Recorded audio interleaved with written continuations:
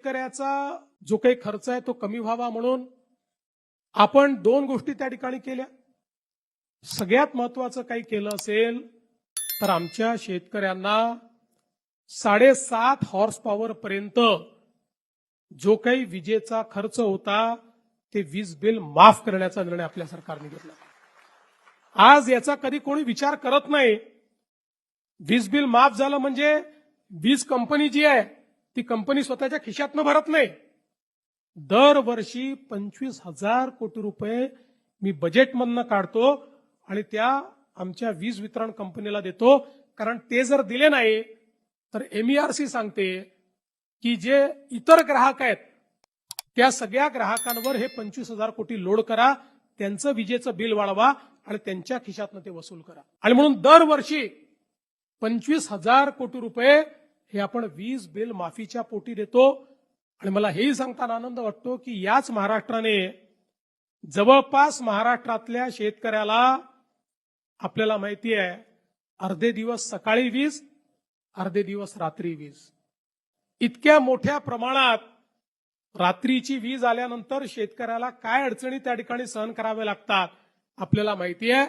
आपण सौर कृषी वाहिनी आणि सौर पंप अशा 2 योजना आणल्या. मला सांगताना अभिमान वाटतो की जे आम्ही सांगितलं आज राज्यातल्या 76% शेतकऱ्यांना आम्ही दिवसा वीज देतो आणि आमचा प्रयत्न हे वर्ष संपता 100% शेतकऱ्यांना दिवसा वीज आम्ही देऊ. आणि 8 तास आम्ही देतो. 10 तास जायचंय, नंतर 12 तास जायचंय. दिवसा 12 तास आमच्या शेतकऱ्यांना त्या ठिकाणी मोफत वीज देण्याचा निर्णय आम्ही करतो. आणि आता याच्याही पेक्षा एक अजून चांगला निर्णय जो आज मी जाहीर करणार आहे.